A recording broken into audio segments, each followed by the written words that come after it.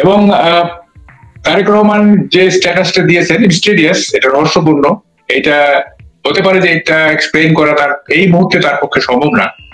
আমরা একটা মাইন্ড কাচিপার মধ্যে আটকে গেছি এবং এখান থেকে কিভাবে আমাদের ওয়ে আউট হবে আমি জানি না। এবং তারেক রহমান যদি আসতে পারতো তাইলে হয়তো একটা সিচুয়েশন অন্যরকম হইতো, কিন্তু উনিও নাই। তারেক রহমান কবে আসছেন, কেন আসছেন না, এই নিয়ে কিন্তু জল্পনা কল্পনা অনেকদিন ধরে চলছে, কয়েক মাস ধরে চলছে। বাংলাদেশের পত্র পত্রিকায়, তারপর বিভিন্ন টক শোতে বিভিন্ন জন নানা দিক নিয়ে আলোচনা করেছেন। তিনি কিছু বলেননি, বরঞ্চ তার দল থেকে এক ধরনের বাঙালিকে হাইকোর্ট দেখানোর চেষ্টা করা হয়েছে। একবার বলা হয়েছে তিনি নভেম্বরে আসবেন, তারপর বলা হয়েছে ডিসেম্বরে আসবেন। কিন্তু এখন তিনি যেটা বললেন, আমার মনে হয় তিনি একটা সত্যের দিকে একটা ইঙ্গিত করেছেন।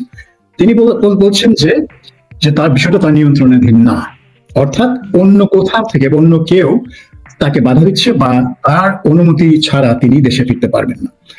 এটা হলো একটা, কিন্তু ইঙ্গিত দিচ্ছেন যে বিষয়টা অন্য কোথাও, অন্য কোনো ব্যক্তি বা প্রতিষ্ঠানের হাতে, এবং এটা স্পর্শকাতর। তখনই যারা রাজনীতি পর্যবেক্ষণ করছেন, যেমন আমরা এখানে আছি, পর্যবেক্ষণ করছি, বিশ্লেষণ করার চেষ্টা করছি, আমরা নিশ্চয়ই স্পেকুলেট করবো, কারণ উনি স্পেকুলেশনের রাস্তাটা খুলে দিয়েছে। স্পেকুলেশন কি হতে পারে? আমার স্পেকুলেশন হচ্ছে যে এটা হয়তো 111-এর সাথে জড়িত।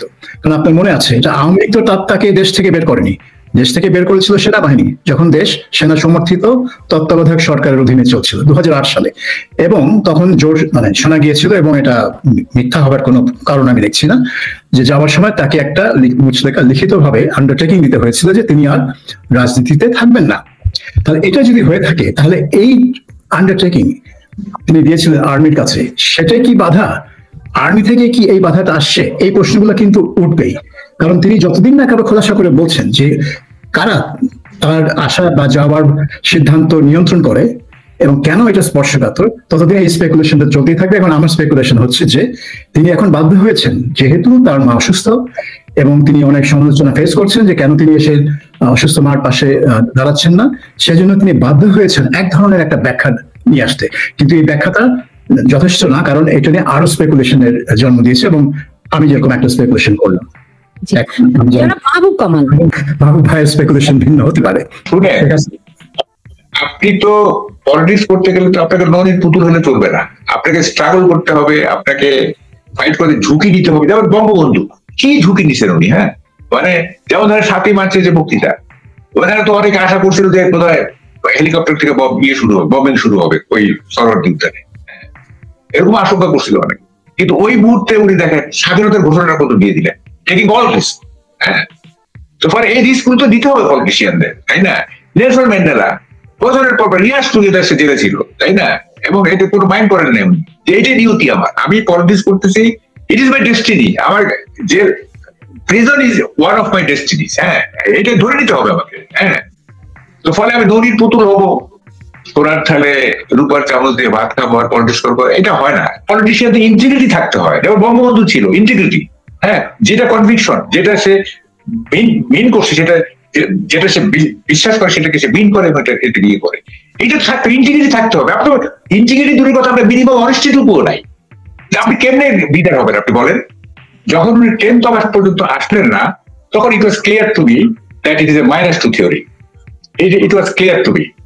এবং তখন আমি আমার ক্লোজ অ্যাসোসিয়েট যারা, তাদেরকে এগুলো বলছি। এরপর মাস 3 পরে যখন খালেদ মহিউদ্দিনের শোতে আমাকে ডাকা হলো এবং আমার সমালোচক ছিলেন শামসুজ্জামান দুদু, সেখানে আমি ক্লিয়ারলি বললাম যে Tarek Rahman is not coming. এবং তারা আমার সঙ্গে বিতর্ক করলো। আমি বললাম, দেখেন এখন বিতর্ক করতে পারেন, কিন্তু আমি আমার কাছে একটা কোড খুব ভালো লাগে, সেটা হচ্ছে time is the best healer. এখন দেখবেন যে আমার কথা সত্য না মিথ্যা, দেখতে পারবেন কেন তারেক রহমান আসতেছে না। এখন এটা কি, মানে ঘটনাটা কি, এটা বুঝতে হবে আমাদের। দেখেন, আমি কিন্তু কোনো I am not a scholar, হ্যাঁ, আমি কমন সেন্স দিয়ে অনেক কিছু বোঝার চেষ্টা করি, এবং common sense in an uncommon height is called brilliance. Common sense যখন একটা আনকমন হাইটে উঠে যায়, সেটাই ব্রিলিয়ান্স। তো আমার কমন সেন্সটা একটু আনকমন হাইটে উঠে গেছিল, সুতরাং আমি বুঝতে পারছিলাম যে ঘটনাটা কি। সেটা হচ্ছে যে কেন আসতে পারবেন না। আমি 3টা প্রবেবল কারণ দেখিয়েছিলাম। 1 নম্বর হচ্ছে যেটা উনি বললেন, যে ওনাকে যারা টর্চার করেছিলেন তখন তারা ক্যাপ্টেন, জুনিয়র লেভেলের অফিসার, ক্যাপ্টেন, মেজর, তারা এখন ধরেন যে হাই অফিসিয়াল হয়ে গেছেন, মেজর জেনারেল ইত্যাদি। তো সেটা একটা ডিল করার ব্যাপার আছে ওনাদের সাথে, যে উনি আসলে কতটা সেফ। সেকেন্ডলি, আমি আমি বলেছিলাম সেটা হচ্ছে বেনজির ভুট্টোর উদাহরণটা হয়তো তার সামনে আছে, যে বেনজির ভুট্টো তো ওয়াজ অ্যাসাসিনেটেড যখন তিনি ইলেকশন ক্যাম্পেইনে গেছিলেন, এবং সেখানে তো শি ওয়াজ কিল। তো এখন যেহেতু ইলেকশন আমাদেরও সামনে এবং তারেক রহমানকে ইলেকশন ক্যাম্পেইনে যেতে হবে, সেখানে হয়তো একটা স্নাইপার অ্যাটাক আর মানে আদার অ্যাটাক ওনাকে হয়তো কিল করার একটা চেষ্টা হবে। সো এটা উনি অ্যাভয়েড করতে চাইছেন। থার্ড যেটা আমি বলছি সেটি আসলে ঠিক, এটা হচ্ছে যে আপনার 5th অগাস্টের পেছনে 5th অগাস্টে ডেফিনেটলি এটা একটা ছাত্র জনতার বড় ঐক্য ছিল, but there were some master minds, এবং এই মাস্টার মাইন্ডরা কখনোই চায় নাই যে তারেক রহমান দেশে আসুক। এই কারণে যে তারেক রহমান যদি দেশে আসে তাহলে বাংলাদেশের পলিটিক্সটা তার গ্রিপে চলে যাবে। তার গ্রিপে চলে গেলে এই যে মাস্টার মাইন্ডরা দেয়ার নোবডি, তখন তাদের আর কোনো অস্তিত্বই থাকবে না বলতে গেলে। সো তারা এত বড় একটা আন্দোলনের নেতৃত্ব দিয়েছে, পেছনে থেকে ইঞ্জিনিয়ারিং করছেন ইত্যাদি, তারা হয়ে যাবে, নোবডি হয়ে যাবে, এটা তো হয় না। ফলে মানে তারেক রহমানকে ডেকে এনে তাদের এক্সিস্টেন্সকে, তাদের যে রাজনীতিতে তাদের যে অ্যাপিয়ারেন্স এবং এই যে ক্যানভাসে তাদের যে বড় বড় চেহারা আমরা দেখতেছি, এই চেহারাগুলো ছোট হয়ে থাকবে। ফলে এটা তারা চায় না।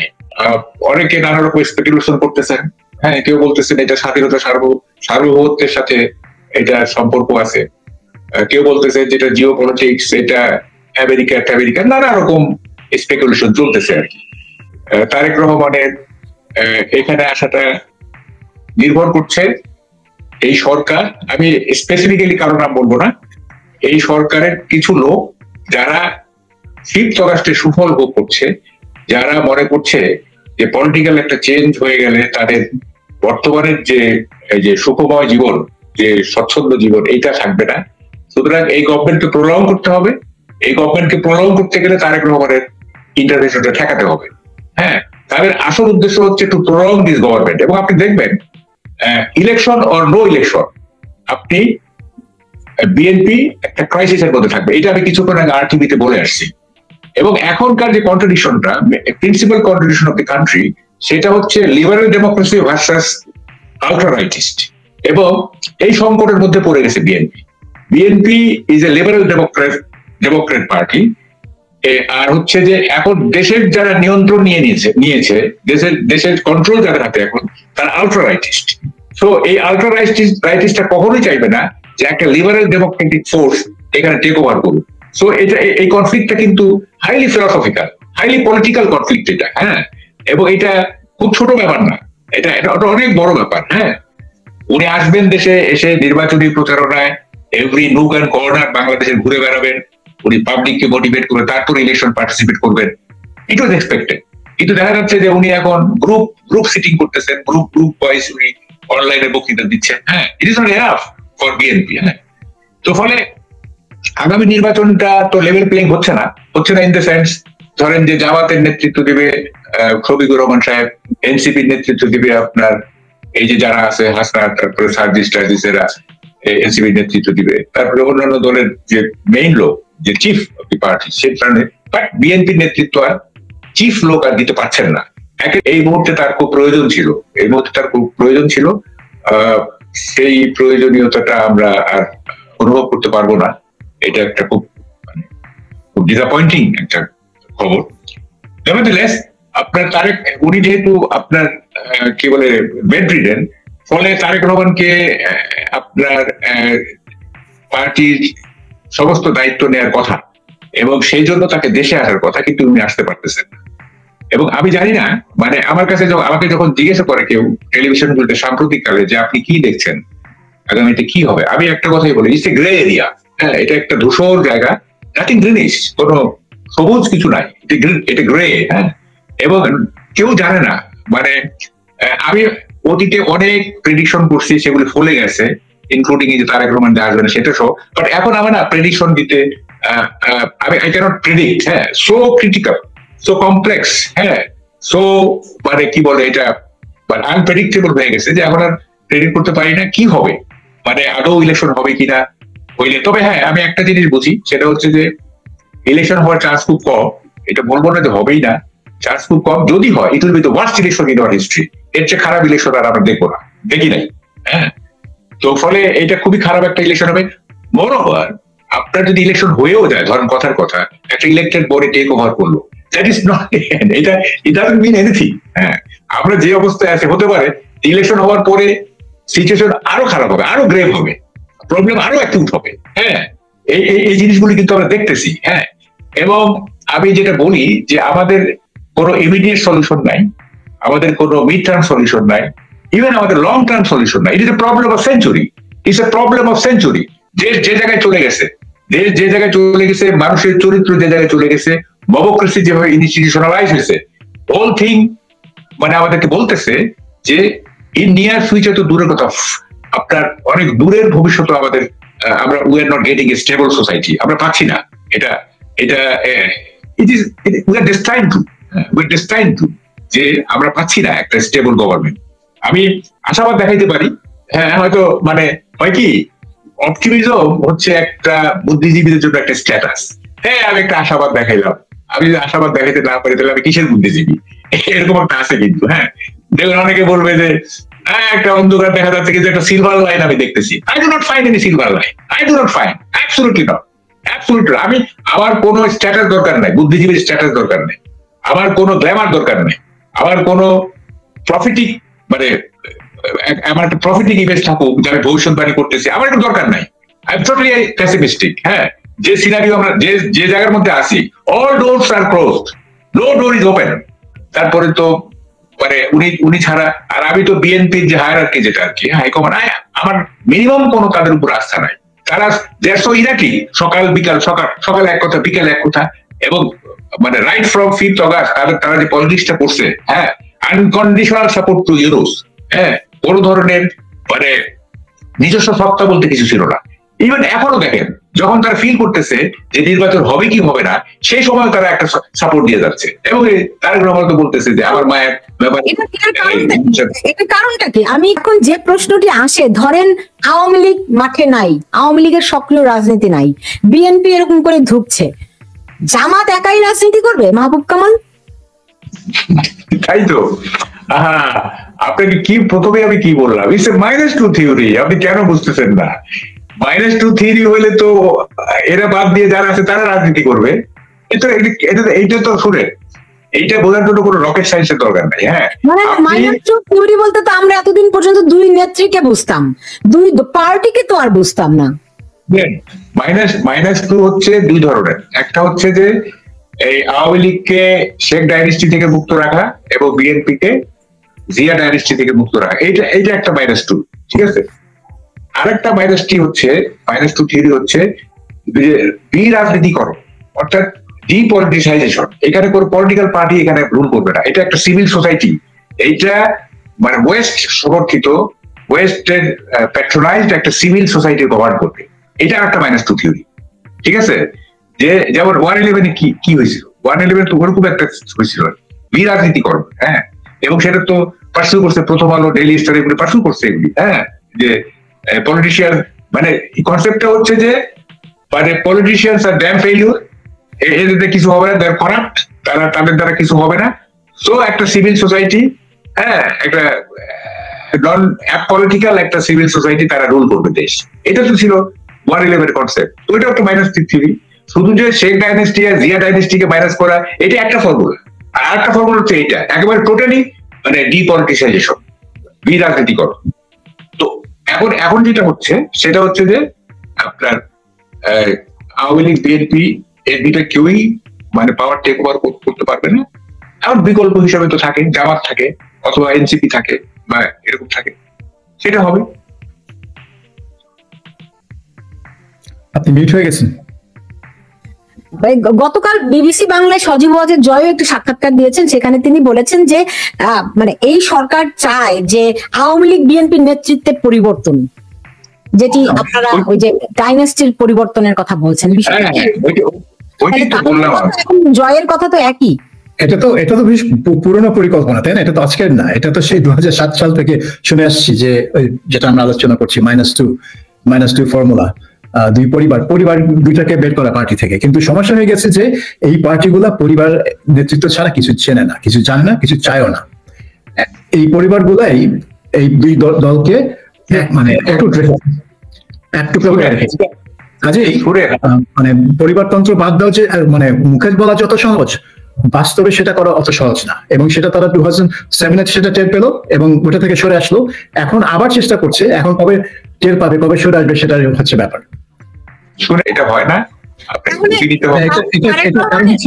সুলতান, এটার কারণ হচ্ছে তারেক রহমান তো আসলে বাংলাদেশে সেভাবে পলিটিক্স করেনি না। গত 17 বছর তিনি ইংল্যান্ডে বসে বসে কি করেছেন, একটা মানে ফ্যামিলি রেজ করেছেন, তার মেয়ের পড়াশোনা, সে একজন মানে ফ্যামিলি ম্যান হিসেবে 17 বছর কাটিয়েছেন, পলিটিশিয়ান হিসেবে না। বাংলাদেশে পলিটিক্স করতে গেলে যেই স্ট্রাগল করতে হয়, বিশেষ করে আপনি যখন বিরোধী দলে থাকেন, পলিটিক্সে আসলে তো তারেক রহমান যখন বিএনপি ক্ষমতায় 2001 সাল থেকে 2006 এই সময় তো তারেক রহমানের আগমন, তারপরে না হয় তারপরে সে ব্রিটেনে চলে আসলো এবং 17 বছর সে ফ্যামিলি ম্যান হিসেবেই থেকেছে। কাজে এই পলিটিক্স কিভাবে করতে হয় বাংলাদেশের মতো দেশে, এবং কি ঝুঁকি নিয়ে, যেটা মাহবুব ভাই বলছিলেন যে জেল জুলুমের যে ঝুঁকি এবং যে বেদনা তার দলের অনেক নেতা কর্মী সাফার করেছেন। খালেদা জিয়া নিজে করেছেন, কিন্তু সে এটা করতে পারেনি এবং সে তার ওইভাবে তৈরি না। তার দরকার হচ্ছে ভবিষ্যৎ এই এখন এই ঘটনার মধ্য দিয়ে তার রাজনৈতিক যেই সম্ভাবনার মৃত্যু হলো কিনা বা হতে যাচ্ছে কিনা। না, আমার তো মনে হয় না তার সম্ভাবনা মৃত্যু হচ্ছে। তিনি বসে আছেন, নির্বাচন হবে, বিএনপি জিতবে, তিনি হিরো হয়ে প্রধানমন্ত্রী হয়ে যাবেন, এটাই হচ্ছে তার। কিন্তু না, তার মৃত্যু মানে তার রাজনৈতিক ক্যারিয়ার বা জীবনের মৃত্যুর সম্ভাবনা আমি দেখছি না। কারণ হচ্ছে যে বিএনপি তো তারিখ ছাড়া এখনো চিন্তা করতে পারে না। এবং আরেকটা জিনিস হচ্ছে যে তারা এখন তারেক রহমানের মেয়েকে বিএনপির পলিটিক্সে ইন্ট্রোডিউস করে দিল সেদিন, কয়েকদিন আগে তিনি একটা জাইমাই রহমান একটা অনুষ্ঠানে যোগ দিলেন এবং সেটা থেকে অনেকেই মনে করছেন যদি তারে কোনো কারণে দেশে ফিরতে না পারে তাহলে জাইমা রহমান হবে তার রিপ্লেসমেন্ট। এখন এটাও হতে পারে বিএনপি নেতৃত্ব জিয়া পরিবারের হাতেই থাকবে, কিন্তু এটা তারেক রহমানকে ব্যাকসিট নিতে হবে, সেটা হতে পারে। কিন্তু এটার জন্য আমাদেরকে একটু ওয়েট করতে হবে যে আসলে ঘটনা। মাহবুব কামাল কি বলেন? আচ্ছা, আমি বলি শোনেন, এখানে রাইটিস্ট শক্তির যে উত্থান ঘটছে, বিএনপির একার পক্ষে এটা ফাইট আউট করা সম্ভব না। স্ট্রেট কাট, বিএনপি কে মিত্র খুঁজতে হবে। আমি কাকে খুঁজতে আমি বলবো না, হ্যাঁ এটা উদ্ধ রাখবো। বিএনপি কে মিত্র খুঁজতে হবে to fight out ultra rightist. একা তার পক্ষে সম্ভব না। এবং এদেরকে যদি ফাইট আউট করতে না পারে তাহলে বিএনপির কোনো ভবিষ্যৎ নাই। একবারে ক্লিন কথা। হ্যাঁ, যেভাবে ইসলামাইজেশন হয়েছে, যেভাবে আপনার অন্যান্য রাইটিস্ট শক্তির যেভাবে উত্থান ঘটছে, সেখানে বিএনপির একার পক্ষে এই বৃহৎ শক্তিকে ফাইট করা সম্ভব না। হ্যাঁ, তখন বিএনপিকে একটা হইতে পারে, যেমন ধরেন যে আওয়ামী লীগের যারা বিচারের মধ্যে আছে, যারা ক্রিমিনাল, তারা তো তাদেরকে তো বিচার ফেস করতেই হবে, যারা ক্রাইম করছে, যেহেতু তাদেরকে এমনও করতে পারে রিফাইন আওয়ামী লীগের সাথে তারা একটা অ্যালায়েন্স করতে হবে, যদি তারা এই শক্তিকে ফাইট করতে চায়, এই যে রাইটের শক্তিকে যদি ফাইট করতে চায়, তাইলে মানে মাইনাস ধরেন ক্রিমিনালস যারা প্রসিডিংস আছে, তার থেকে বাদ দিয়ে একটা আওয়ামী লীগের সঙ্গে তারা একটা অ্যালায়েন্স করলে যদি একটা কিছু হয়, বিএনপির একার পক্ষে এটা সম্ভব না। হ্যাঁ, এটা সম্ভব না। এবং এটা যে সম্ভব না, আপনি কি বোঝেন আমি জানি না, কিন্তু আওয়ামী লীগের যারা কর্মী তারা তো শেখ হাসিনাকে ছাড়া কিছুই বুঝে না। হ্যাঁ, এটা একটা মৌলিক প্রশ্ন করছেন। হ্যাঁ, আমি এইটা থিওরিটিক্যালি বলতেছি, কিন্তু প্র্যাকটিক্যালি এটা হবে না। আমি কথাটা ইন টার্মস অফ থিওরিটিক্যাল, হ্যাঁ, যে এরকম একটা কল্পনা করা যেতে পারে। এখন এটা হচ্ছে একটা, আমার কাছে মনে হয় এটা একটা ফ্যান্টাসি যে আওয়ামী লীগ, একটা রিফাইন্ড আওয়ামী লীগ তৈরি হবে, এবং এই ফ্যান্টাসিটা 2007 চেষ্টা করা হয়েছিল। এটা হবে না, না এটা হবে না। আহমেদকে দিয়ে হাসিনা বিহীন একটা আওয়ামী লীগ। আমি বলছি নিজের পক্ষে জয়, পুতুল এগুলি ছাড়া আওয়ামী লীগ চলবে না। এটা আগেই বলছি আমরা, যে ডাইনেস্টি ছাড়া এখানে চলবে না। আমি বলতেছি যে এটা একটা কথা, শেখ হাসিনা যতদিন বেঁচে আছেন, শেখ হাসিনা ছাড়া আওয়ামী লীগ চলবে না। হ্যাঁ, কিন্তু আমি একটু হাইপোথেটিক্যাল বলছি। এটা মানে এটা একটু ধরতে পারেন যে একটা সুইট ড্রিম। হ্যাঁ, যে ঠিক আছে, একটা এই সমস্ত যারা বিচারের মধ্যে আছে তারা বাদ দিয়ে যদি একটা রিফাইন্ড আওয়ামী লীগের সাথে অ্যালায়েন্স হয়, তাহলে একটা বড় শক্তি হয়, কিন্তু এটা হবে না, এটা ইমপ্র্যাকটিক্যাল, এটা হ্যাঁ এটা হবে না। ফলে যেহেতু এটা হবে না, সেহেতু বিএনপির দুর্দিন কাটবে না ইন নিয়ার ফিউচার, দুর্দিন কাটবে না ইন নিয়ার ফিউচার, এবং অনেক ক্রাইসিসে যেতে হবে বিএনপিকে। এখন যে ক্রাইসিসটা না, এটা খুব মিনিমাম ক্রাইসিস, হ্যাঁ এটা বড় ধরনের ক্রাইসিসে পড়তে যাচ্ছে বিএনপি, মানে election or no election, in any way, in any case. Election হলেও তাকে ক্রাইসিস যেতে হবে, ইলেকশন না হলেও ক্রাইসিস যেতে হবে, আইদার ওয়ে এটা বিএনপি বিপদে আসে। বিএনপি দেখেন একমাত্র লিবারেল ডেমোক্রেসি পার্সন করতেছে বিএনপি, একমাত্র। আর লেফট টেপ যারা আছে ওদের তো আর জনসমর্থন সেভাবে নাই। তো এই শক্তিটাকে ইরাডিকেট করতে পারলে তাইলে ওই রাইটিস্টদের একটা শক্ত জায়গা হবে। এইটা কিন্তু ওরা এটা বুঝছে ওরা, হ্যাঁ, যে আমাদের শক্ত জায়গা পেতে হলে আওয়ামী লীগ তো নাই, বিএনপি কেও ইরাডিকেট করতে হবে, তা না হলে আমরা শক্ত জায়গা পাবো না। আমাকে এখানে একজন একটু মনে করিয়ে দিয়েছেন যে কলিমুল্লাহ স্যার কি বলেছে মনে আছে আপা? কলিমুল্লাহ, ডক্টর নাজমুল হাসান কলিমুল্লাহ, যিনি এখন এই মুহূর্তে জেলখানায়, আপনি জানেন, বিনা বিচারে তাকে আটক করে রাখা হয়েছে। তিনি কিন্তু এই যা এখন ঘটছে এই কথাগুলি কিন্তু তিনি বলেছিলেন আমার এই অনুষ্ঠানেই, তিনি বহুবার বলেছেন যে -4 হবে। এখন আমাকে একটু শোটা শেষও করতে হবে, সেটি হচ্ছে যে ভবিষ্যতে আওয়ামী লীগ বিএনপি, রিফাইন্ড আওয়ামী লীগ না, শেখ হাসিনার নেতৃত্বে আওয়ামী লীগ এবং বিএনপি ঐক্যের কোনো সম্ভাবনা কি দেখেন কিনা? না, আমি বিএনপি এবং আওয়ামী লীগের মধ্যে কোনো ঐক্যের সম্ভাবনা দেখি না।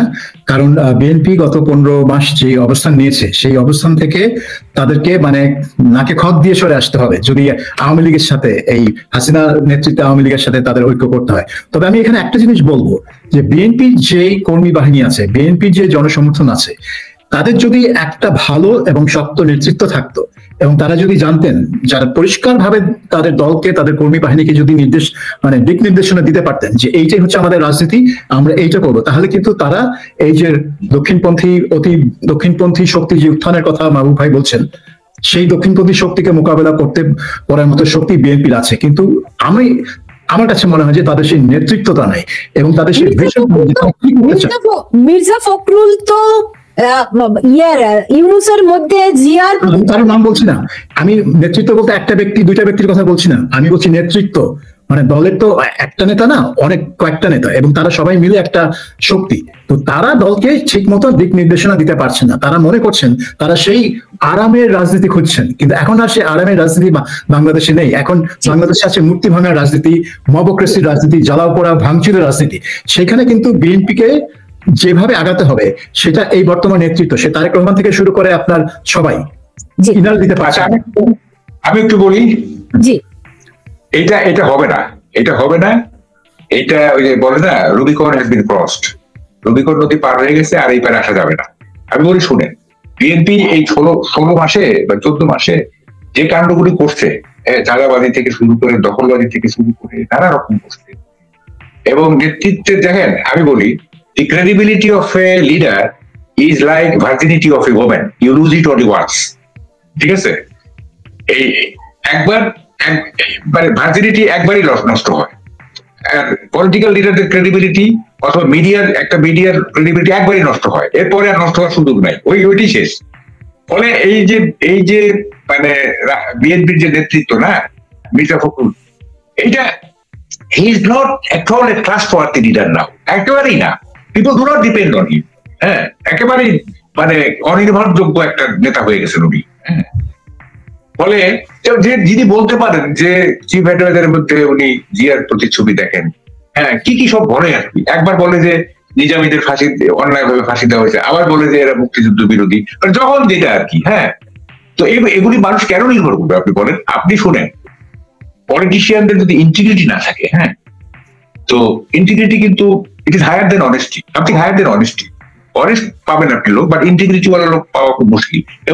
এখন এই যে জঙ্গিদের হাতে দেশটা চলে গেছে, আপনার কি মনে হয় আওয়ামী লীগ ছাড়া আর কেউ এই দেশ আর উদ্ধার করতে পারবে?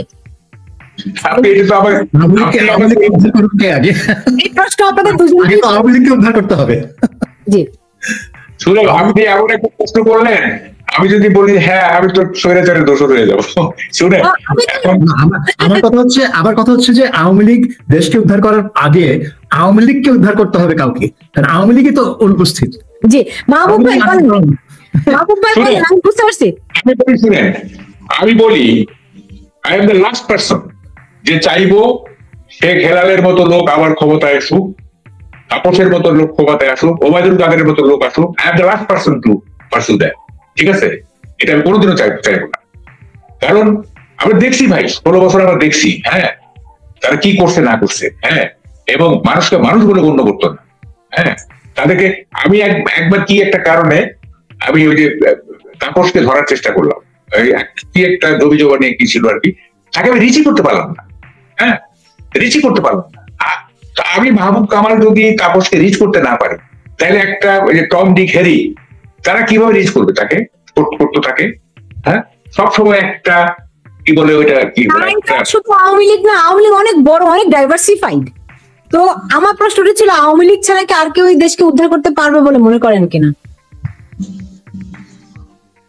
না, আমি মনে করি এই দেশকে উদ্ধার করতে পারে একমাত্র সেনাবাহিনী। যদি সেনাবাহিনী একটা ইউনিফাইড একটা শক্তি হিসাবে যদি ইয়ে করে, এবং টেম্পোরারি, আর্মি তো আর ফর ইয়ার্স টুগেদার থাকতে পারবে না, টেম্পোরারি যদি একটা টেক ওভার হয়, এটা আমরা চাই না। আমরা চাই না in no case army should take over. পাকিস্তানের মতো হয়ে যাবে, হ্যাঁ তাহলে তো পাকিস্তানের মতো হয়ে যাবে। টেম্পোরারি আমরা প্রথম কথা আমরা চাই না। আপনি রাজনৈতিক সলিউশন বলেন না, there is no political solution. আপনি বললে হবে না। আমি তো শুনেন, আমি কি বলে যে ওটা কি বলে যে মানে কিলে তো আর কাঁঠাল পাকাইতে পারবো না, তাই না? এটা তো একটা তো আপনি সাবজেক্ট। ওয়াকারুজ্জামানকে আমার দর্শকরা অনেকেই মির্জাফর বলছেন, অনেকেই কমেন্ট আজকের এই পরিস্থিতির সেনাপ্রধান ওয়াকারুজ্জামানকে, এমনকি আজকের এই পরিস্থিতির জন্য সেনাবাহিনী দায়ী, এমন মন্তব্য দর্শকরা করছেন। শুনেন, আমি বলি আপনাকে, দেখুন আমি বলি আমার স্ট্যান্ডটা হচ্ছে যে আর্মি ক্ষমতা নেই, এটা তো কোনোভাবেই ফিলোসফিক্যালি ইডিওলজিক্যালি চাওয়া উচিত না, এটা কোনোভাবে এটা চাওয়া উচিত না। আমি বলতেছি যে মানে যদি আপনি থিওরিটিক্যালি বলেন যে এটা কিভাবে সম্ভব, তাইলে ওয়াকারুজ্জামানকে বাদ দিয়ে বা ধরেন যারা কি বলে যে ব্যাকবোনলেস আর্মি অফিসার যারা আছে তার থেকে বাদ দিয়ে যদি একটা ঐক্যবদ্ধ আর্মি যদি কিছুদিনের জন্য টেক ওভার করে লেফট রাইট পিটায়, লেফট রাইট খালি পিটাবে, হ্যাঁ এই যে এইসব মিসক্রিয়েন্ট এবং এইসব কি বলে যে পিটাই টিটাই যদি 2-3 বছর এইভাবে থেকে তার ইলেকশন দেয়, তাইলে একটা হইতে পারে।